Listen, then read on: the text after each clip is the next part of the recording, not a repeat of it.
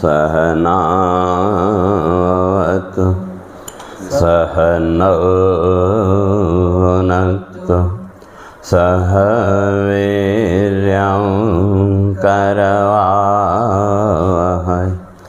तेजस्विनावधीतमस्तु मा विद्विषावहै। ॐ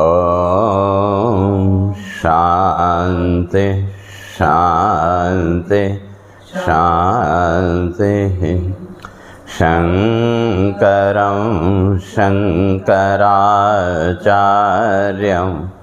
केशवं बादरायणं सूत्रभाष्यकृतौ वन्दे भगवन्तौ पुनः पुनः। ईश्वरो गुरुरात्मेति मूर्तिभेदविभागिने व्योमवद्व्याप्तदेहाय दक्षिणामूर्तये नमः।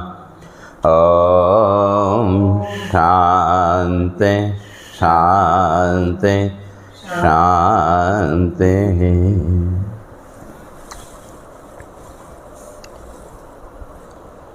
दूसरा श्लोक। ॐ श्रीराम उवाच। श्रीरामोवाच अहङ्कारवशादेव अहङ्कारवशादेव दोषकोशकदर्थताम् दोषकोशकदर्थताम् ददाति दीनदीनानाम् ददाति दीनदीनानां संसारो विविधाकृतिः संसारो विविधाकृतिः अहङ्कारवशादापद् अहङ्कारवशादाप अहङ्कारादुराधय अहङ्कारादुरादय अहङ्कारवशादिह अहङ्कारवशादिह त्वहङ्कारो ममामय अहङ्कारो महामय तम् अहङ्कारमाश्रित्य अहङ्कारमाश्रित्य परमं चिरवैरिणम् परमं चिरवैरिणं न भुञ्जे न पिबाम्यम्भ न भुञ्जे न पिबाम्यम्भ किमु भोगान् भुजे मुने किमु भोगान् भुजे मुने संसार रजनी दीर्घा संसारजनी दीर्घा माया मनसि मोहिनी माया मनसि मोहिनी ततो अहङ्कारदोषेण अहङ्कारदोषेण किरातेनैव वागुरा किरातेनैव वागुरा यानि दुःखानि दीर्घाणि यानि दुःखानि दीर्घानि विषमाणि महान्ति च विषमाणि महान्ति च अहङ्कारात् प्रसूतानि अहङ्कारात् प्रसूतानि तानन्यगात् खदिरायिव अनन्यगातखदिरायिव। दो इस बात की चर्चा करके आए थे कि संसार में सारे दुखों का कारण अहंकार भी है। अगर अहंकार न हो तो व्यक्ति सुख दुख आदि उससे भी मुक्त है। और ये जो अहंकार है कैसा, तो कह आए थे मिथ्यामय न। तो अहंकार का अर्थ वही है जो हम नहीं हैं वो अपने को दिखाना। सामान्य भाषा में अगर कहें तो जो हम नहीं हैं वो अपने को दिखाना या प्रदर्शित करना, या जो है ही नहीं वास्तव में उसको अपना स्वरूप मान लेना, उसी का नाम अहंकार। और कहते थे कि ये जो अहंकार है तो कैसा, दुरहंकार शत्रुणा। तो अब ये जो अहंकार है बहुत दृढ़ है और यही जो है तो हमारे जीवन का शत्रु है। तो क्यों, तो उसके लिए फिर कह अहंकार वसाद एव दोष कोश कदर्थताम। तो ये जो अहंकार है इसके कारण ही जीवन में सब दोष आए। जब ये मान लिया मैं ये हूँ मैं वो हूँ, तो फिर उसी के आधार पर राग द्वेष आदि संसार के जितने भी दोष हैं वो भी उसके साथ ही और प्रकट हुए, और उसके साथ ही फिर हमारा संसार भी उतने ही तरह का प्रकट होता गया।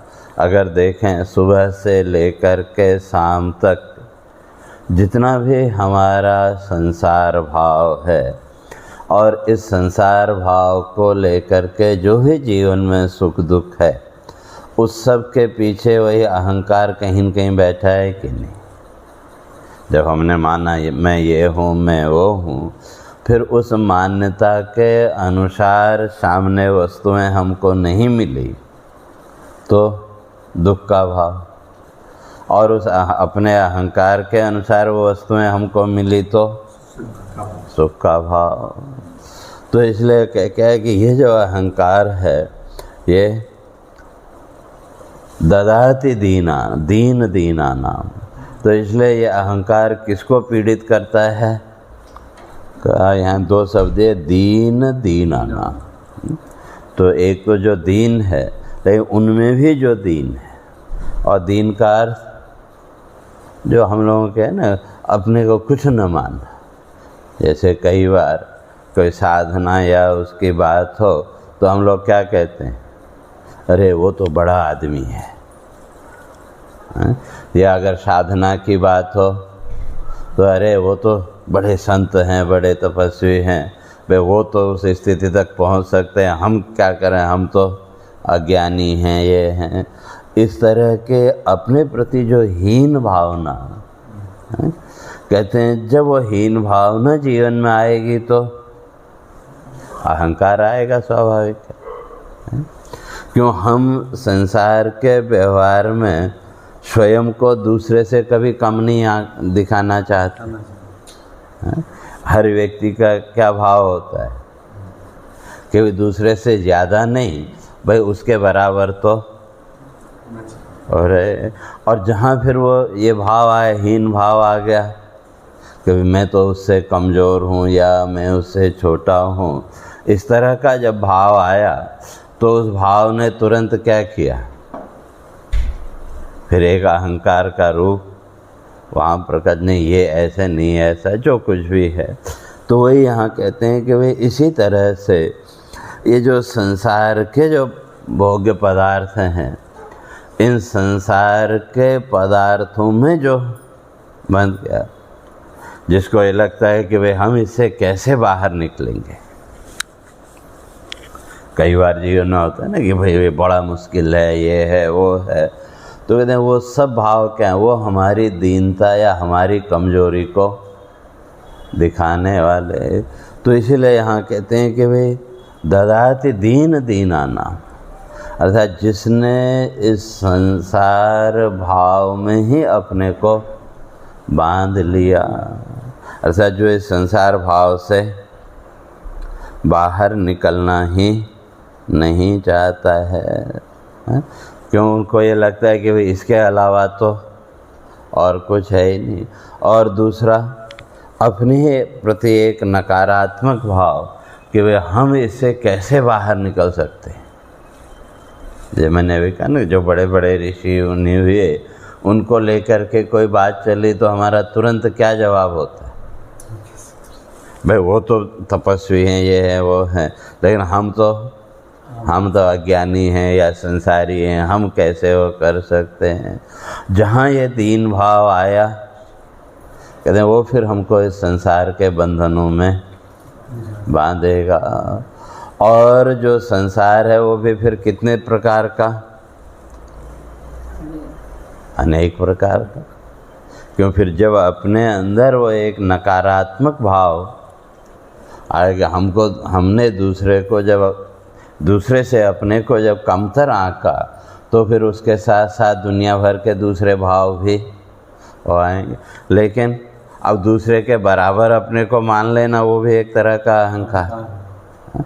इसलिए वहाँ कहते हैं कि भाई अगर उस साधना पथ पे अगर आगे बढ़ना है तो उसके लिए एक ही विचार करो कि भाई जो भी वो ऋषि मुनि या जो भी हुए, भाई वो भी तो हमारी तरह मनुष्य ही हैं कि नहीं?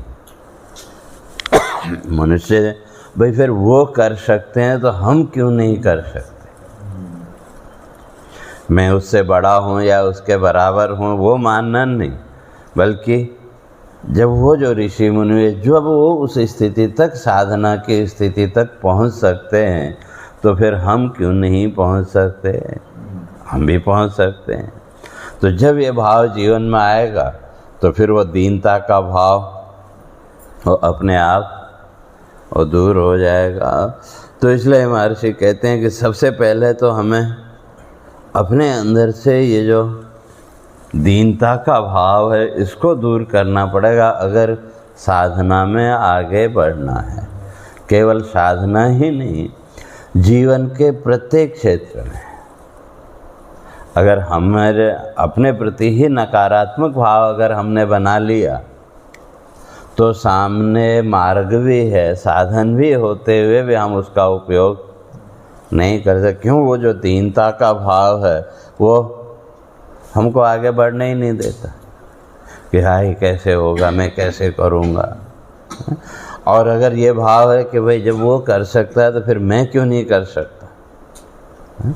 ठीक है, एक व्यक्ति ने एक छलांग में दूरी पार कर ली तो हो सकता है हमको 2 लगे, लेकिन अगर करेंगे तो पहुँचेंगे। लेकिन विडंबना यह है कि हमने पहले ही अपने अंदर इतना नकारात्मक भाव बना लिया कि जब जैसे आए तो वो हमारी नकारात्मकता जो है तो हमको आगे नहीं बढ़ने देती। तो इसलिए कहते हैं कि ये जो अहंकार है ये भी फिर किसको पीड़ित करेगा? दीन दीनाना, जो जिन्होंने अपने को इतना ज़्यादा वो कर लिया, लेकिन अंदर की आकांक्षा तो क्या है? बढ़ने की तो अच्छा है, लेकिन दीनता इतनी अपने अंदर वो कर ली कि आगे बढ़ने की हिम्मत नहीं होती। अब ऐसी स्थिति में फिर अहंकार आएगा। क्यों? अपने को दिखाना तो है ना कि मैं भी उसके बराबर हूँ या उसके बड़ा हूँ, तो फिर उसके लिए अहंकार। और ये जो अहंकार है तो ये इसलिए कहा ददाति दीन दीनानाम संसारो विविधाकृति।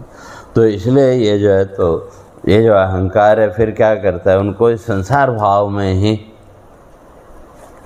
मान ले देगा। क्यों? फिर उसने करना तो कुछ नहीं है, लेकिन केवल अहंकार को। और वो जो अहंकार है फिर किसका? इन भौतिक पदार्थों का। इसीलिए जो अहंकार है तो उसका कारण मान्यताएं, ज्ञान अहंकार का कारण नहीं है। क्यों? इसलिए महर्षियों ने स्पष्ट किया कि जैसे जैसे हमको जीवन में यथार्थ बोध होता जाएगा, जीवन की वास्तविकता का जैसे जैसे ज्ञान होता जाएगा, तो वैसे वैसे हमारा अहंकार कम होता जाएगा।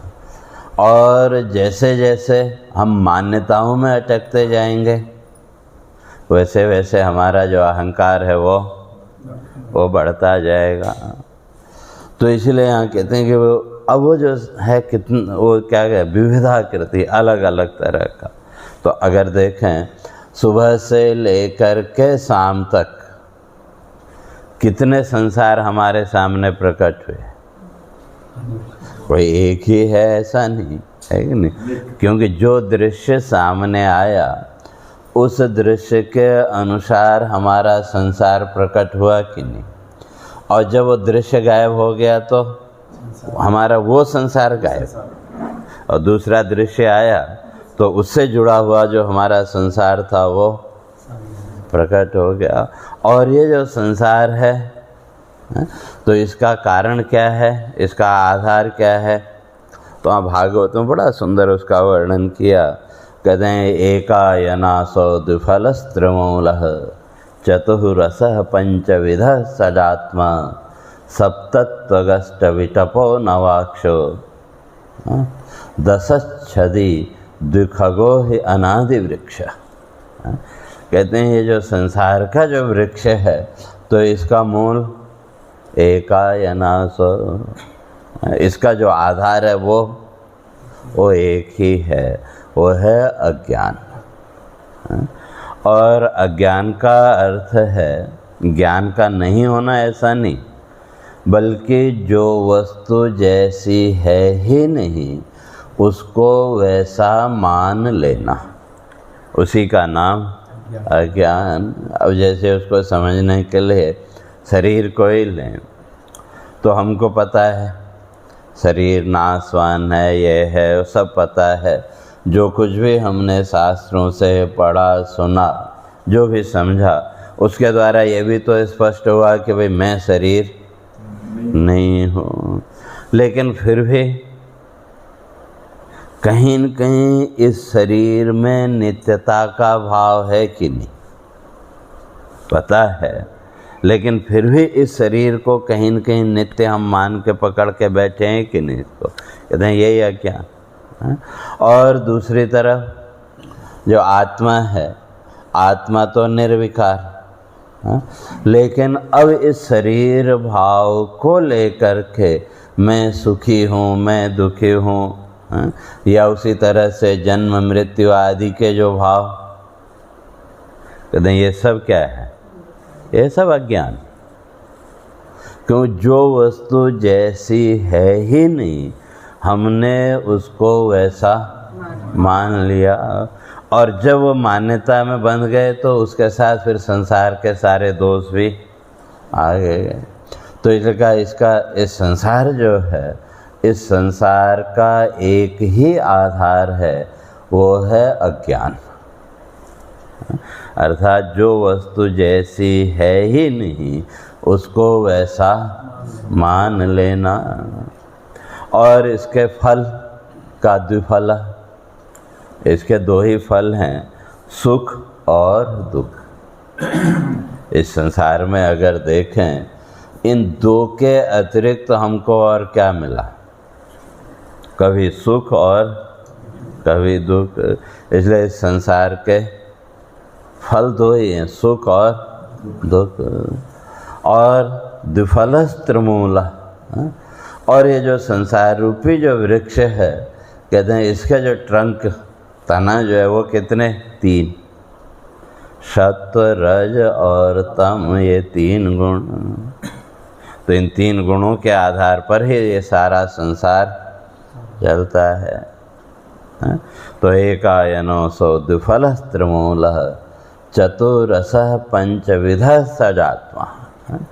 और इस संसार में फिर रस कितने, 4 रस, 4 प्रकार का रस। कौन कौन सा, धर्म अर्थ काम और मोक्ष। ये जो 4 प्रकार का जो पुरुषार्थ है, कहते हैं यही इसका रस है। और अभी जो संसार है, इस संसार का जो ज्ञान है वो कैसे होगा, का पंचविधा, 5 इंद्रियों के द्वारा।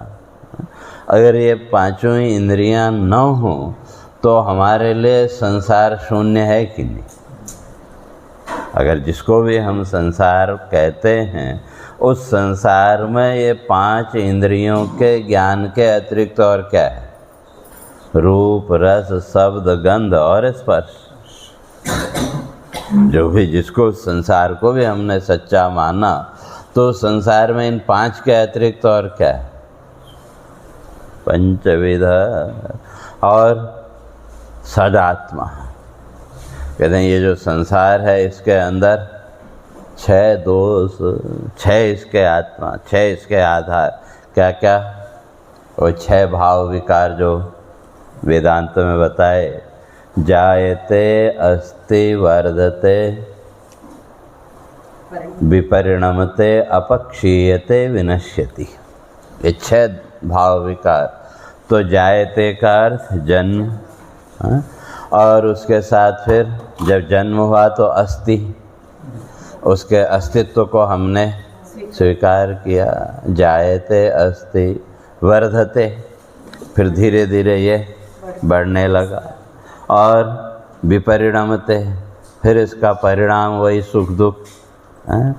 और फिर एक दिन अपक्षीयते, अब धीरे धीरे अब वो क्षय होने लगा और एक दिन नष्ट हो गया।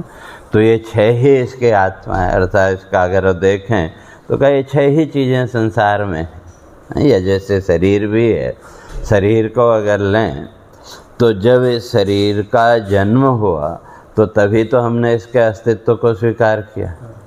उससे पहले इसके अस्तित्व को माना क्या?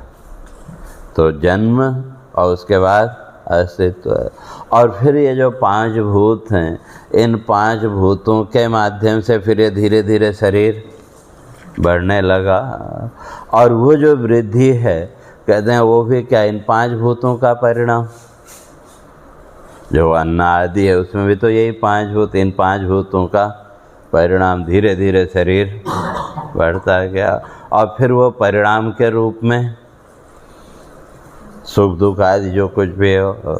और फिर एक अवस्था के बाद अपक्षीय थे। अब जो अभी तक इसमें इकट्ठा किया था वो अब धीरे धीरे हमने, और एक दिन नष्ट हो गया। कहते हैं ये 6 ही इसके हैं। और अब ये जो संसार रूपी वृक्ष है का, इसके फिर सौंदर्य क्या है? का इसके 7 त्वचाएं, 7 प्रकार की चमड़ी। तो जो सप्त धातु हैं शरीर में भी अगर देखें तो वो सप्त धातु अगर बराबर हैं तो आपके शरीर का सौंदर्य बना। और जब वो धातुओं की मात्रा कम ज़्यादा होने लगी तो और जो सौंदर्य है वो। तो इसी तरह से कोई भी वृक्ष है तो उस वृक्ष का जो सौंदर्य है वो भी तो उसकी छाल से है कि नहीं?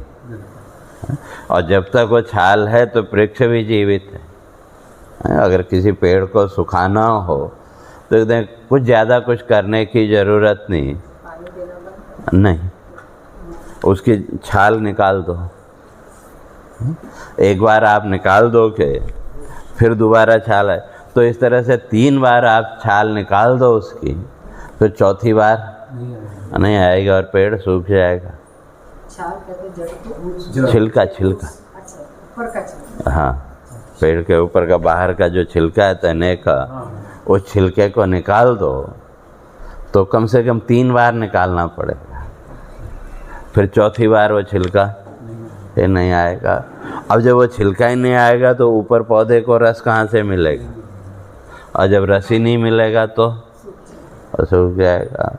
तो इसी तरह से अब चाहे ये शरीर की बात करें या कहें तो कहा कि वो जो जीवन का आधार तो क्या सब तत्व, इस शरीर में वो 7 प्रकार के वो चमड़ी त्वचा है, और सप्त धातु वही, और सप्तत्व।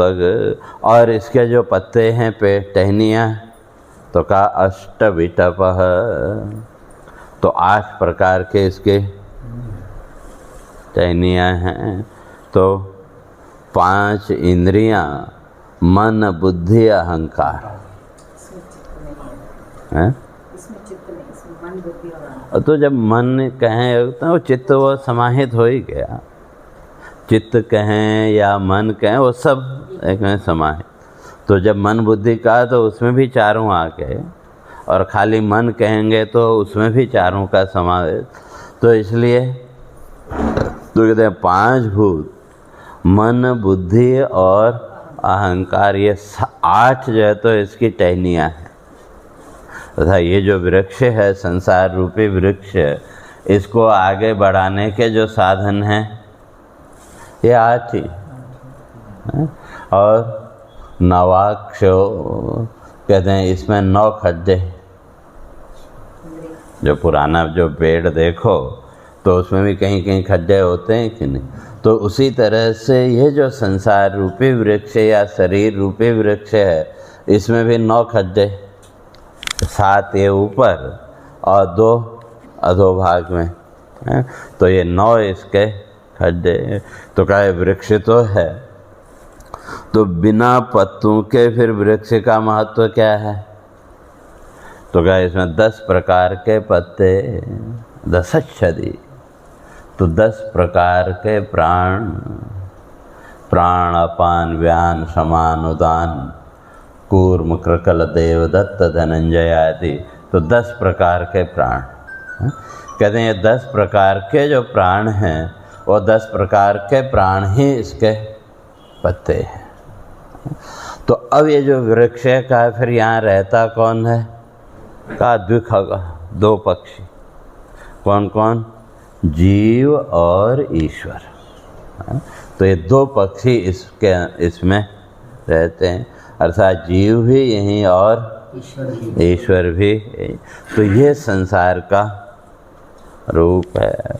तो अब वो जो व्यक्ति इस अहंकार में जो बंधा हुआ है, कहते हैं ये तो एक सामान्य रूप हो गया। तो फिर उस अहंकार के कारण तो व्यक्ति के कितने संसार हो गए? विविधाकृति, अनेक प्रकार का संसार। अगर उसको देखें तो उसके लिए वही सुबह से लेके शाम तक हमारा जितना जीवन में अहंकार, जितनी वस्तुओं का अहंकार, जितने प्रकार का अहंकार, हमारा संसार भी उतने ही प्रकार का हो गया है कि नहीं? और वो जो संसार भाव है, उस संसार भाव ने फिर हमको सुख दिया कि दुख दिया? तो कहते हैं उससे और दुख ही मिला। तो इसलिए, और जब दुख आया तो फिर दोष है कहीं के, तो फिर वो उसके द्वारा फिर प्रवृत्ति भी और ऐसी होगी। तो इसलिए कहते हैं कि ये सारा संसार का जितना भी सुख दुख है का ये अहंकार का प्रसाद है। भगवान का जो प्रसाद है उसके लिए तो भगवान ने कह दिया प्रसादो सर्व दुखानां हानिरस्योपजायते। लेकिन अहंकार का जो प्रसाद है हानि सुखस्य उपजायते, का वो उस जीवन में जो सुख है वो नष्ट करेगा। तो इसलिए वहाँ दुख ही दुख। तो इसलिए वो कहते हैं कि भाई तो ये जो अहंकार है, तो ये अहंकार ही फिर क्या करता है? का जीवन में विपत्तियाँ भी लाएगा। तो उसी को आगे कह रहे हैं, अहंकार वसाद आपद अहंकारा दुराधय अहंकार वसाद इहा तो अहंकारो मम आमयः। कहते हैं अहंकार वसाद आपद। तो जीवन में जो आपत्तियां हैं, विपत्तियां हैं, वो भी किसके कारण? का उसी अहंकार के कारण। तो अगर अहंकार ही ना हो तो कोई विपत्ति भी ना आए। क्योंकि जितना भी दुख है, उस दुख का कारण भी अगर ढूंढें तो कहीं न कहीं वो अहंकार है कि नहीं? अहंकार कहें या कह लें जो हमने अपने को माना, हमारी उस मान्यता के अनुसार सामने से हमको रिस्पॉन्स नहीं मिला, तो हमने अपने को बड़ा दुखी माना कि नहीं? अरे उसने हमको ये नहीं कहा, वो नहीं कहा, जो कुछ भी है।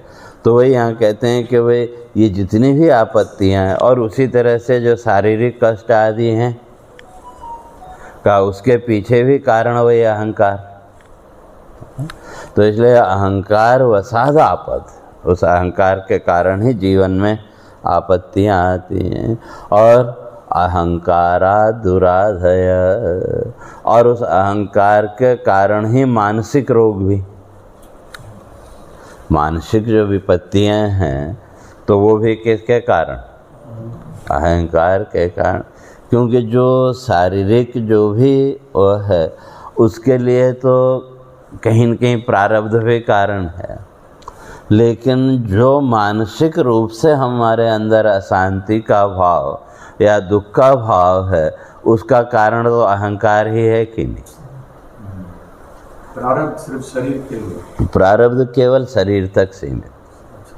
प्रारब्ध का जो फल तो दो ही हैं, सुख और दुख। तो जिसको हम प्रारब्ध, अब हमने तो अपनी मानसिक कल्पनाओं को भी प्रारब्ध मान लिया कि नहीं? संसार में अगर देखें तो लोगों ने उन मानसिक कल्पनाओं को भी या संसार के भौतिक जो घटनाएं हैं उनको भी प्रारब्ध मान लिया है, और फिर उन घटनाओं को लेकर के तरह तरह की कल्पनाएं। वास्तव में जो प्रारब्ध है, प्रारब्ध का संबंध केवल शरीर तक है? शरीर का सुख दुख। हाँ, क्योंकि उसमें आप कुछ नहीं कर सकते हैं। जैसे आजकल देखो, आजकल तो साइंटिस्ट वो भी सब हैं कि जो आजकल एक फेमस रोग है, पहले भाई जो भी डॉक्टर्स हैं उन्होंने कुछ उसके लिए कि भाई ये करोगे तो ये होगा, ये करोगे तो ये होगा, लेकिन उसके अलावा भी तो वो रोग देखने में आते हैं कि नहीं? हैं?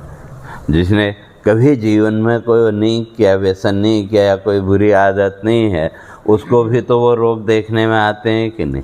और कई लोग ऐसे हैं जीवन भर उन व्यसनों में पड़े रहे लेकिन फिर भी कुछ नहीं हुआ है?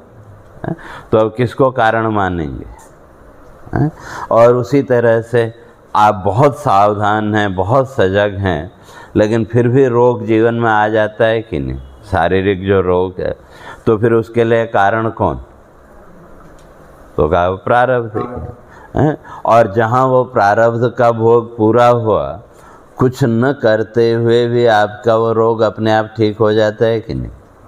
और कई बार लाख कोशिशें करने पर भी वो रोग ठीक नहीं होता। तो जो शारीरिक जो स्थिति है उसमें तो आप कुछ नहीं कर सकते, प्रयास तो करते हैं लेकिन उसको तो नहीं। तो इसलिए प्रारब्ध का जो संबंध है वो केवल शरीर तक सीमित। पैसा और प्रारब्ध का क्या कनेक्शन है? पैसा भी प्रारब्ध का है क्या कनेक्शन? नहीं, उसके द्वारा जो सुख दुख आपको मिलना है वो प्रारब्ध है, वो तो एक माध्यम है, निमित्त है ना। इसी तरह से प्रारब्ध में लिखा हुआ अपने आप आएगा, क्यों उधर? नहीं, वो तो आएगा ठीक है, लेकिन उसके द्वारा जो सुख दुख मिलना है वो आपका प्रारब्ध है। तो जो भी धन आपके पास आया, उस धन ने भी तो आपको क्या दिया? सुख और दुख दोनों ही दिए कि नहीं? है भाई, जब अपने पास है तो सुख का भाव हुआ, अपने से ज़्यादा वाला सामने आ गया तो वो जो धन है, तो जो अभी सुख दे रहा था वही अब दुख देने लगा कि नहीं?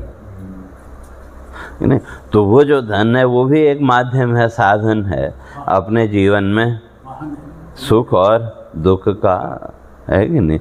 तो ठीक है, भौतिक साधन अगर हमारे पास है, हमने भौतिक साधन जुटा लिए, लेकिन भौतिक साधन जुटाने पर भी हम सुखी हो पाए क्या?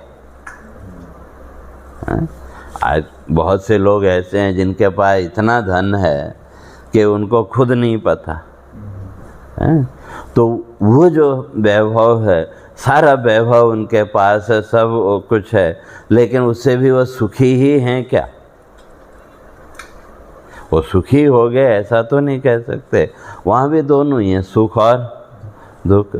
तो ये जितने भी साधन हैं, तो ये भी क्या है? हमको हमारे उस सुख दुख भोग तक पहुँचाने के माध्यम। और सीधे सीधे जो प्रारब्ध का जो संबंध अगर माने, तो वो प्रारब्ध का सीधा संबंध है शरीर से। है ना। और फिर ये जितने भी वस्तुएं हैं, तो ठीक है, एक क्षण के लिए उन्होंने हमारे अंदर उस भाव को प्रकट किया, तो प्रारब्ध तो अपना फल दे के निकल गया, लेकिन फिर बाद में जो कल्पनाएं उसको लेके हम करते हैं, वो तो हमारी अपनी रचना है कि नहीं। क्यों, प्रारब्ध का काम इतना ही है, तो आपसे ज़्यादा धनवान व्यक्ति आपके सामने आया तो एक क्षण के लिए वो विक्षेप आया, है? और जब वो व्यक्ति सामने से निकल गया तो फिर एक इंसान है जिसे साइन करता है और लाखों आ जाते हैं, एक पूरा दिन मेहनत करता है और फिर भी उसके दिन की पूरा ही उसे नहीं होता, तो ये प्रारब्ध नहीं, वो भी तो है ना कि वो अगर प्रारब्ध में अगर कहें तो मुख्य रूप से ये दो ही चीज़ें हैं, सुख और दुख। अब उसके लिए निमित्त क्या बनता है वो एक अलग चीज़ है। तो उसी तरह से जो धन वैभव है वो भी उसी सुख दुख का निमित्त है कि नहीं। अब जिसके पास कुछ नहीं है वो सुखी नहीं है, ऐसा कह सकते हैं क्या? नहीं कह सकते। भैया हमने मान लिया कि भाई हमारे पास इतना होगा तो हम बड़े सुखी होंगे, हमारे पास नहीं होगा तो हम दुखी होंगे। कोई के धन आए तो अपने आप को सुखी। हाँ, तो अब ऐसे जो एक उन्हीं के लिए तो कहा ना, फिर वहाँ तो वो अहंकार जो है वो अपने लपेटे में लेके फिर उनके तरह तरह की कल्पनामय संसार खड़ा करेगा। अब फिर वो काल्पनिक संसार में जब डूबेगा तो फिर वहाँ से फिर दुख मिलना है। तो इसलिए तो अब अगर वो है ना, एक कथा आती है कि एक बार एक राजा सुबह निकले घूमने के लिए, देखा रास्ते में एक संत है, तो राजा ने उनसे पूछा, जैसे हम पूछते ना भाई कोई मेहमान हमारे घर में आया तो सुबह उठा तो हम क्या पूछते हैं, भाई रात कैसी गुजरी है, तो या जो भी है वे नीचे से आए वो पूछते हैं ना। तो उसी तरह से राजा ने संत से पूछा, महाराज कैसी रात निकली?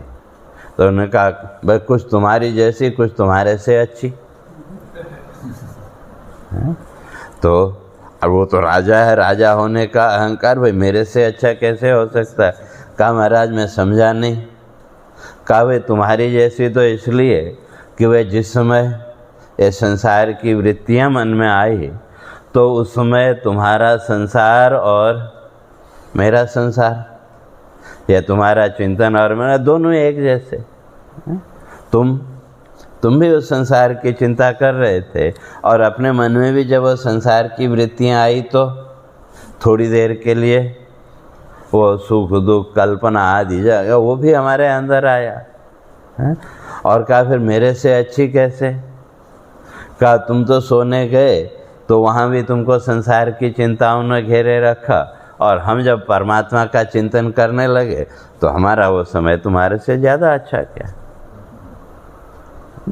तो इसी तरह से अब ये जो जीवन को लेकर के जो कुछ भी हम मानते हैं तो हमारी कल्पनाएं हैं। ये जो हम मानते हैं कि भाई हमारे पास पैसा होगा तो हम बड़े सुखी होंगे, जो कुछ भी है, तो जिसके पास नहीं है वो सुखी नहीं है क्या?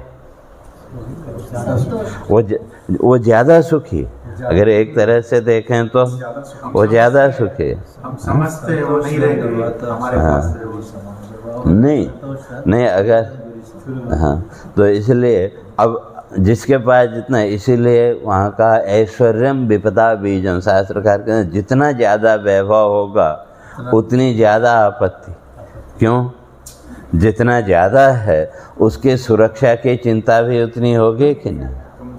हाँ, या जैसे भाई पहले कहीं ट्रेन से आप जाते थे, रात में ट्रेन से गए, और अब ठीक है आजकल तो सब मोबाइल में सब हो है तो वो टेंशन से फ्री हो गए लोग हैं, और कैश आपने साथ में रखा है हैं, तो रात को ट्रेन में ठीक से नींद आती थी क्या? नहीं आती थी। क्यों? हाँ, वो जो कुछ भी है तो क्यों? और जिसके पास कुछ नहीं है तो इसी तरह से वो कहते हैं फिर अब वो जितना ज़्यादा संसार का ऐश्वर्य या वैभव हमारे जीवन में बढ़ा तो उसने उतना ही ज़्यादा हमारे जीवन के दुख को बढ़ाया कि नहीं? ठीक है, अब आजकल है भाई आपको वो कैश ले जाने की ज़रूरत नहीं, फटाफट हो जाता है, तो लेकिन फिर मोबाइल की चिंता है कि नहीं? क्योंकि मोबाइल की तो चिंता है भाई कहीं कोई ले न जाए या न कर जाए। तो कहने का अर्थ है कि ये जितना भी वो है ये तो हमारी कल्पनाओं को लेकर के है कि मैं सुखी हूँ या मैं दुखी हूँ, ये तो हमारी कल्पनाएं हैं इन संसार की वस्तुओं को लेकर के। तो इसलिए हम ये नहीं कह सकते कि भाई जिसके पास ऐश्वर्य है उसके जीवन में सुख ही है, और जिसके पास नहीं है वो दुखी ही है, तो वो भी हम नहीं कह सकते। तो इसलिए कहते हैं कि भाई तो ये जो अहंकार है, तो इस अहंकार ने क्या किया, हमको शारीरिक रूप से भी पीड़ित किया और उससे भी ज़्यादा का हमको मानसिक रूप से अहंकारा दुरधिया। तो वो जो अहंकार है, उस अहंकार ने हमारे मन की जो शांति है उसको अभंग कर दिया। तो इसलिए वो कहते हैं ना 99 का चक्कर। वो कहते हैं कि एक ब्राह्मण परिवार था, तो अपना प्रसन्नता से भाई जो दिन में मिल गया भिक्षा में खाया और आराम से वो भजन। अब एक को उनका वो सुख अच्छा नहीं लगा, तो कहा भी कैसे इसको परेशान करें, तो किसी से सलाह ली, कहा भी एक काम करो इसके दरवाजे पे 99 रुपया रखा हो। 100 नहीं 99 रखे हो। तो अब जब वो 99 रुपये मिल गए तो भाई अब कैसे 100 हो, तो अब पूरा जीवन फिर वो 99 को 100 बनाने के चक्कर में अब जब वो आया तो अब वो मन की शांति वो सब भंग हुई कि नहीं। तो इसी तरह से सारे संसार में हम सब भी वही 99 के फेर में उलझे हुए। तभी ये सब लोग 499 999 लिखे रहते हैं कि हमारे को एक के चक्कर में घुमाते रहते, वही चक्कर में ही घूम रहे हैं। तो कहने तो इसलिए वो कहते हैं कि भाई ये जो अहंकार है तो ये हमको मानसिक अशांति के अतिरिक्त और कुछ नहीं देगा। गोरखनाथ की आप स्टोरी बताते हैं, प्रारब्ध का बहुत अच्छी स्टोरी है गोरखनाथ। हाँ वो भी है, वो तो सबके साथ प्रारब्ध तो है, उससे तो कहीं भी बच नहीं सकते, है नहीं। तो ठीक है, भगवान ने उसको 5वें नंबर पर स्थान दिया, लेकिन उसको छोड़ नहीं सकते। और प्रारब्ध तो इतना ताकतवर, तो उसके लिए तो हमारे ऋषियों ने कह दिया बुद्धि उत्पद्यते तादृक यादृक कर्म फलोदय सहाया तादृशा एव यादृशी भवितव्य था। कहते हैं जैसा आपका प्रारब्ध आ रहा होगा, चाहे वो सुख का हो चाहे दुख का हो। और वहाँ प्रारब्ध के भी फिर 3 भेद, स्वेच्छा, अनिच्छा और परेच्छा, वो पहले चर्चा करके आए हैं कि तो वो जैसा प्रारब्ध आ रहा होगा का आपकी बुद्धि को भी वो वैसे घुमा देगा। बुद्धि उत्पद्यते तादृश, हाँ, और सहाया तादृशाय, और आपको सहायक भी वैसे मिल जाएंगे। यादृशी भवितव्यता, जैसा आपका प्रारब्ध सुख या दुख का जैसा सामने आ रहा होगा तो वो जीवन की परिस्थितियों को भी कहीं न कहीं वैसे ही हमारे सामने लाके खड़ी कर देगा। और फिर उसमें हमारी जो बुद्धि है, बुद्धि भी उसी के हिसाब से काम करे। बुद्धि भी ऐसे काम, हाँ, प्रारब्ध के अनुसार नहीं। जैसे देखो ना, वे 2 व्यक्ति, दो व्यक्तियों ने एक ही बिजनेस शुरू किया, तो एक का चल पड़ता है और एक का नहीं चलता। क्यों? या मार्केट में भी आप देखो कि भाई एक ही वस्तु के कितनी दुकानें हैं और आइटम भी वही है। ठीक है, रेट में थोड़ा या क्वालिटी में थोड़ा 19-20 अंतर हो सकता है, सब वही है, लेकिन एक के यहाँ लाइन लगी है और एक का मुश्किल से गुजारा चलता है? तो क्यों? अब वो जो कुछ भी उन्होंने किया, चाहे वो बदलाव किए या जो भी हम कहते हैं ना भाई समय के हिसाब से ये चेंज करना है वो चेंज करना है, तो अब उसमें भी फिर भाई कैसे करना है क्या करना है, तो वो प्रेरणा हमको कहाँ से मिली?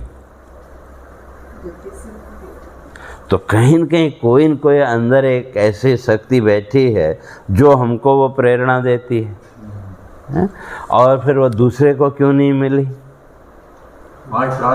तो वो जो प्रारब्ध है, वो जो भी जीवन का सुख और दुख देने वाला है, तो उसने क्या किया? हमारी बुद्धि को उस समय वैसे मोड़ दिया। तो अब हमने वो किया तो हमको लगा कि नहीं हम तो बड़े समझदार हैं या बड़े एक्सपर्ट हैं, तो लेकिन ऐसा कुछ नहीं है। कुछ नहीं है, वो प्रारब्ध, वो जो प्रारब्ध है वो सब वो करा रहा, हमारी बुद्धि को भी वो है, या भाई हमको या उसी तरह से कई बार सोचते हैं ना भाई नहीं यहाँ नहीं, यहाँ शॉप बनानी, यहाँ वो करें, तो फिर वो जो जगह का चयन है वो किस आधार पर हमने किया? तो मार्केट बड़ा है लेकिन उसमें भी एक पर्टिकुलर जगह नहीं भाई यहीं पर करना चाहिए, तो वो प्रेरणा भी तो कहीं न कहीं अंदर से मिल रही है कि नहीं? तो अंतः प्रेरणा मिल रही है ना। तो उसके लिए किसको कारण मानोगे? अब चाहे उसको ईश्वर की कृपा कह लो या प्रारब्ध कह लो, सब प्रारब्ध ही है। हाँ, वही है हमारा। तो नहीं, ईश्वर की कृपा कहो या प्रारब्ध कह लो। अगर ईश्वर की कृपा आप उसको मानते हैं तो ईश्वर के प्रति एक श्रद्धा का भाव आपके अंदर जागृत होगा, और अगर उसको प्रारब्ध आप मानते हो तो अपनी कर्तव्य निष्ठा दृढ़ होगी। दोनों में अंतर यही है, अगर आपने उसको प्रारब्ध माना तो कर्तव्य निष्ठा में मुझे मेरा जो कर्तव्य है वो करना है, और अगर ईश्वर की कृपा मान के चले तो ईश्वर के ऊपर आप आश्रित होते जाएंगे। हाँ? प्रारब्ध तो नहीं बदलेगा जो भी है। तो अब आप क्या उसको मानते हैं वो आपके ऊपर है। अगर आपने उसको ईश्वर की कृपा माना तो आपका ईश्वर के प्रति विश्वास एक निष्ठा बढ़ी, लेकिन वहाँ कर्तव्य निष्ठा कम हो जाएगी। मुझे अपना कर्तव्य कर्म करना चाहिए, वो जो भाव है वो कम हो जाए। क्यों? फिर ईश्वर पर हम आश्रित हो गए। और अगर आप उसको प्रारब्ध मान के चलते हैं तो भी ठीक है, हमको हमारा कर्तव्य करना है, भाई जो प्रारब्ध में है वो ईश्वर की कृपा से वो मिलेगा। तो दोनों में अंतर यही है, कर्म करते चलो। तो एक तरफ आप दूसरे के आश्रित हो गए और दूसरे भाव में आपकी जो कर्म निष्ठा है, कर्तव्य निष्ठा है वो दृढ़ बनी। तो अब जैसा वो होगा, है कि नहीं? तो इसलिए अब जहाँ ईश्वर की कृपा मानी तो फिर वहाँ अहंकार है। ईश्वर की कृपा आप अगर मानोगे तो वहाँ अहंकार आएगा। क्यों? फिर भाई दूसरे पे ईश्वर की कृपा नहीं है, मेरे ऊपर है। मार्केट में और भी तो बहुत से लोग हैं कि नहीं? फिर वहाँ क्या आया? भाई दूसरे से ज़्यादा भगवान की कृपा मेरे ऊपर है, अर्थात मैं इससे ज़्यादा श्रेष्ठ हूँ। या जो कुछ भी आप भगवान की पूजा अर्चना करते हैं, नहीं भाई मेरी पूजा, तो इस तरह का वह अहंकार वहाँ आएगा। और अगर प्रारब्ध मान के चलें तो फिर धीरे धीरे भाई मुझे कर्तव्य कर्म करना है, तो उस कर्तव्य कर्म के अनुसार जो भी मिला वो स्वीकार है। दोनों में ये थोड़ा सा अंतर है। अहंकार आने का चांस है, क्योंकि हम कहेंगे कि देखो मैंने इतनी मेहनत की है तभी मैं इतना कमा सकता। नहीं, जब प्रारब्ध को आप मानेंगे, प्रारब्ध को आप आगे नहीं, ठीक है मैंने कर्तव्य कर्म किया, फल तो प्रारब्ध के अनुसार मिला, तो फिर उसमें मेरा क्या है? तो वो जब ध्यान रहे कि फल की जो इच्छा परिणाम है उस पर नहीं, जब वो फिर सहज भाव से जब वो फल को हमने स्वीकार किया तो वहाँ अहंकार कम होगा, और वहाँ भी फिर अगर अपने कर्तव्य का भी ये मैंने किया इसलिए हुआ तो वहाँ भी अहंकार बढ़ेगा। लेकिन अंतर ये कि जब प्रारब्ध को प्राथमिकता हमने दी तो फिर हमें हमारा जो कर्तव्य कर्म है वो करना है, तो फिर जो भी मिलेगा वो सहज स्वीकार, तो वहाँ सहज स्वीकारोक्ति आ जाएगी। और अगर उसके लिए अपने कर्म को प्रधानता मान लिया, उसका अहंकार आया, या ईश्वर की तरफ हो भाई भगवान की कृपा है, तो फिर उस कृपा के आधार पर मैं जो है तो दूसरे से श्रेष्ठ हूँ, या मेरी भक्ति दूसरे से श्रेष्ठ है, मैं ज़्यादा करता हूँ, जो कुछ भी है, ये छोटे छोटे वो भाव, कई बार जीवन में ये छोटे छोटे भाव प्रकट होते हैं। तो वहाँ फिर जैसे ही वह अहंकार आया तो फिर उसी संसार के बंधन में और बनते चले गए। तो इसलिए यहाँ कहते हैं अहंकारा दुराधिय। तो ये जो अहंकार है ये क्या करेगा, का हमारे मन की शांति को भी भंग करेगा। और फिर नई नई जो इच्छाएं हैं, कहते हैं उन इच्छाओं का आधार भी वही अहंकार, वही अहंकार, अर्थात मैं भी कुछ हूँ। भाई जो दूसरा व्यक्ति, कई बार जैसे मैंने कल भी कहा था ना, कई बार किसी ने हमको कुछ कहा, रजोगुण आदि की उस समय स्थिति है, तो तुरंत हमारे मन में क्या भाव आया, भाई इसको बताएंगे हम भी कुछ हैं। भाई उस समय वो परिस्थिति नहीं, लेकिन मन में कहीं न कहीं तो हमने संकल्प किया है कि नहीं, भाई इसको बाद में बताएंगे भी हम भी कुछ हैं। तो वो भी तो एक अहंकार का भाव है। तो अब वो जो अहंकार का जब वो भाव आया इस तरह का कि दंभ का भाव कि भी मैं भी कुछ हूँ, या अपने को दूसरे से श्रेष्ठ दिखाने का भाव, तो वो भी एक तरह का अहंकार। फिर उस अहंकार ने आपके अंदर नई इच्छा को जन्म दिया कि नहीं। भाई जब अपने को दूसरे से विशेष हमको दिखाना है तो फिर कैसे दिखा सकते हैं, उसके लिए तो कुछ न कुछ नया खोजना पड़ेगा। और जब नया खोजने जाएंगे तो फिर वहाँ नई नई इच्छाएं, भाई अगर ऐसा करूँ तो मैं उससे श्रेष्ठ, ऐसा करूँ तो मैं उससे श्रेष्ठ। तो कहते हैं जितनी भी नई नई जीवन में इच्छाएं हैं, इन इच्छाओं का आधार भी क्या है, ये अहंकार ही है। सबसे सावधान अहंकार से रहना पड़ेगा, सबसे ही सावधान रहना है, सबसे ही सावधान रहना है। लेकिन मुख्य ये अहंकार, क्योंकि जब वो अहंकार का भाव आया तो उसके साथ ही फिर एक डर भी आया कि नहीं, भय भी तो आया ना। जब अहंकार आया तो उस अहंकार के साथ एक भय का भाव भी साथ में जुड़ के, या जो हमने अपने को माना, अब वो सामने वाला वो मानेगा कि नहीं मानेगा, वो एक डर, वो भय आया कि नहीं। अहंकार अपना काम कर सके, अहंकार की जरूरत है कोई भी कर्म करने में, तो बुद्धि पहले निश्चित करती है उस काम को, राइट। तो पहले बुद्धि को भी उतना ही इम्पोर्टेंस देना कि नहीं, अहंकार के वास्तव में ज़रूरत है ही नहीं। क्यों, अहंकार के कारण हमने ये मान रखा कि भाई मैं ये करता हूँ, मैं वो करता हूँ। अगर जीवन में विचार करके देखें तो हम तो एक कठपुतली की तरह हैं। पूरे जीवन का हम विश्लेषण करके देखें या एक दिन का हम विचार करके देखें ईमानदारी से, तो हमारा जीवन तो कठपुतली की तरह है। तो हमने तो बीच में अपना झूठा अहंकार जोड़ के रखा है कि मैं ये करता हूँ या मैं वो करता हूँ, या इसमें बुद्धि को शुद्ध रखना बहुत जरूरी है, क्योंकि बुद्धि निश्चय करती कुछ भी करना नहीं, लेकिन वो अहंकार के आधार पर जैसा हमारा अहंकार होगा बुद्धि भी उसी के हिसाब से काम करेगी। क्यों, ये तो सब इंस्ट्रूमेंट है ना। नहीं, ये तो सब इंस्ट्रूमेंट है ना।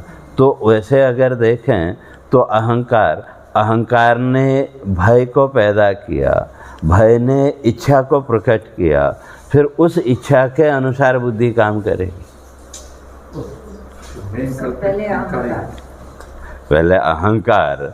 अहंकार का अर्थ है जो भी हमने जीवन में अपने को मान रखा है, जो हमने अपने को माना कि मैं ये हूँ, मैं वो हूँ, तो अब उसके साथ में भय भी आया। भाई जैसे कहें भाई मैं श्रेष्ठ हूँ, ये हमने अगर माना तो उसके साथ एक डर ये आया कि भाई बनाए रखने का भय। नहीं, वो भी है, लेकिन दो चीज़ें, एक तो फिर कोई मेरे से ज़्यादा श्रेष्ठ कोई सामने ना आ जाए, एक को भय है, और दूसरा सामने वाला जो हमने अपने बारे में कल्पना की, सामने वाला उसको मानेगा कि नहीं मानेगा। है? जैसे उसके लिए भाई आप लोग वो जाते हैं कोई फंक्शन वगैरह है, तो फंक्शन में जाना है तो उसके लिए सब अलग अलग ड्रेस हैं कि नहीं है? और जिस समय आप वो ड्रेस चुनते हैं तो उस समय क्या भाव होता है? मेरे से अच्छा कोई और ना पहन लिया तो है ना। और जब वो आपने ड्रेस पहनी जो भी है, तो अपने बारे में एक कल्पना हमने की कि नहीं, वहाँ ये मिलेगा तो उसको ये दिखाएंगे या जो कुछ भी है, लेकिन उसके साथ ही साथ एक भय भी आया कि नहीं? अत्यंत सूक्ष्म भाव है भय का, तो वो डर का भाव भी आया कि नहीं? और उस भय के भाव ने फिर आपके अंदर एक नई इच्छा है, नहीं इस ड्रेस के ऊपर ये अच्छी लगेगी या इसके ऊपर ये अच्छा लगेगा। तो आजकल तो मैंने देखा कई लोगों को वो चुनने में ही घंटों लग जाते हैं, क्योंकि ऑप्शन से होता है। नहीं, और फिर नहीं ऑप्शन, फिर उसके साथ भाई अब ये तो नहीं, और फिर उसमें वो कौन सा स्प्रे लगा के जाना है, ये वो तरह तरह का वो जो कुछ भी है। एक जमाने में जब विवाह का उत्सव होता इस हिसाब से नहीं, लेकिन उस ड्रेस कोड में भी तो कितने ऑप्शन हैं। नहीं गुरुदेव, एक जमाना था ना जब घर पे विवाह उत्सव हो तो सभी जनों का एक ही जैसा एक रंग का ही बर्तन, खत्म, झंझट ही नहीं, बंदे को बुलाया और नहीं, अब आजकल भी कई लोगों ने वो कर दिया, लेकिन अब उसमें भी तो ड्रेस कोड में भी तो कितने ऑप्शन आ गए। नहीं, सबसे ज्यादा तो इंस्टा में पोस्ट करना है, देखो मैंने ये पहना है, इंस्टा में डालना है, वापस रिपीट नहीं करना है, इसलिए हमारा धंधा चल रहा है ये सब। वापस रिपीट नहीं करना है। तो अच्छा, वो जो भी है, तो इस सब के पीछे अगर देखें तो वही अहंकार है कि नहीं? मुझे ये करना। तो अब उस अहंकार ने भय को उत्पन्न किया, और भय ने फिर एक नई इच्छा को उत्पन्न किया, और फिर उस इच्छा के अनुसार फिर हमने नया एक संकल्प किया, तो फिर एक नया अहंकार वो बना। तो वही यहाँ कहते हैं अहंकार वसाद इहा। तो इसलिए ये जितनी भी हमारी संसार की इच्छाएं हैं, ये इनके पीछे भी कारण क्या है? वो अहंकार ही है। और अहंकारो तो मम आमयः, कहते हैं ये अहंकार ही जो है तो जीवन का सबसे बड़ा रोग है। आमय माने रोग। तो ये जो अहंकार है, भगवान कहते हैं कि भाई ये ही जो है तो जीवन का सबसे बड़ा अगर कोई रोग है तो वो है अहंकार। या जितने भी जीवन के रोग हैं उन सब का मूल अगर कुछ है तो वो है अहंकार। और जिसके जीवन से अहंकार निकल गया, तो इसलिए कहा अहंता ममता नासे सर्वथा निरहंकृता स्वरूपस्थो यदा जीव कृतार्थो सन्निगद्यते। कहते हैं जो इस अहंकार से मुक्त हो गया, अहंता ममता नासे, तो जब वो अहंता ही नहीं रही तो क्या फिर ममता भी नहीं रहेगी। और जब इस संसार से कोई अहंता ममता है ही नहीं, शरीर से भी नहीं है, तो वो जो साधक है फिर वो अपने स्वरूप में है कि नहीं? जब वो अपने स्वरूप में स्थित हो गया तो कहते हैं उसकी जीवन यात्रा सफल हो गई। इस पूरे चक्कर को हम एक अंधेरा जैसा है, हम दूर नहीं कर सकते। अगर दिया जलाओ तो अंधेरा अपने आप चले। नहीं वही है, तो इसीलिए वही है ना कि लेकिन अब फिर ये है कि भाई दिया जलाने का भी अगर अहंकार आ गया तो इसलिए जो अहंकार की जो वृत्ति है उसकी इतनी सूक्ष्म वृत्तियां हैं, इसलिए दंभ, दर्प, मद, अभिमान, अहंकार, ये 5 भेद की है। अब जैसे हम यहाँ बैठ के सुन रहे हैं, वो भी एक प्रकार का कि हम सुन रहे हैं। नहीं, वो तो एक सामान्य वृत्ति है, लेकिन फिर जो अहंकार है ना, उस अहंकार के भी ये 5 भेद, दंभ, दर्प, मद, अभिमान और अहंकार, और सबकी परिभाषा अलग अलग है सब अहंकार के ही रूप हैं। ये भजन हम तो सब काम हो रहा है, करते हो तुम मेरे नहीं, अगर वो समर्पण, नहीं, वो अगर समर्पण वो हो जाए तो फिर तो कहना ही क्या। तो लेकिन ये अहंकार के पीछे ये जो 4 वृत्तियां हैं, दंभ, दर्प, मद और अभिमान, तो ये इतनी सूक्ष्म वृत्तियां हैं, तो हमको लगता है कि नहीं, ये तो सहज वृत्ति है। तो इसलिए कहते हैं कि ये जो अहंकार है, यही क्या है, ये जीवन के सारे रोगों की जो जड़ है वो ये अहंकार, क्योंकि इसके अंदर फिर ये 4 चीज बैठे हुए हैं। तो दंभ, मैं भी कुछ हूँ, अपने को दूसरे से अलग दिखाने का भाव, और दर्प, मैं भी कुछ हूँ। भाई दूसरा जो है, तो पहला भाव क्या हो गया, दूसरे से अपने को अलग दिखाना, भाई तुम्हारी मेरी कोई तुलना नहीं है, एक हो। और दर्प, भाई तुम मुझे स्वीकार करो मेरे, कि मैं तुमसे श्रेष्ठ हूँ। तो इस तरह का जो भाव है वो दर्प। और मद, अपने समान किसी को मानना ही नहीं है, वो जो तो मद का भाव कि मैं ही सर्वश्रेष्ठ हूँ, भाई मेरे आगे तो सब हैं। तो अभिमान, तो किसी एक वस्तु को लेकर के, तो ये इतनी सूक्ष्म वृत्तियां हैं अहंकार की। तो इसलिए वो कहते हैं कि ये जो अहंकार है, यही क्या है, यही सबसे बड़ा जीवन का, और यही का चिरवैरिणम का, तो ये जो अहंकार है ये चिरकाल से ये जो है, तो इस संसार में ये अपना जो वैरी है, तो सबसे बड़ा शत्रु भी ये अहंकार ही है। इसलिए अगर इस वैरी पर विजय प्राप्त कर ली तो कहा मुक्त। तो कैसे, तो फिर आगे उसको चर्चा करेंगे। तो इसलिए भगवान कहते हैं कि मैं इसको, इस अहंकार को मैं स्वीकार नहीं करता। तो कैसे, तो उसकी फिर चर्चा कल करेंगे। हरे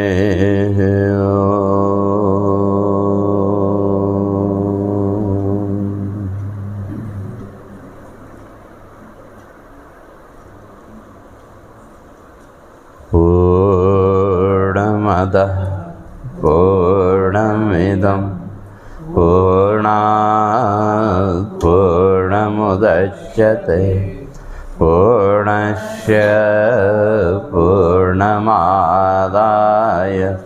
पूर्णमेवावशिष्यते।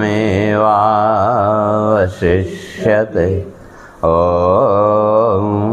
शान्ति शान्ति शान्तिः। शङ्करं शङ्कराचार्यं केशवं बादरायणं सूत्रभाष्यकृतौ वन्दे भगवन्तौ पुनः पुनः। ईश्वरो गुरुरात्मेति मूर्तिभेदविभागिने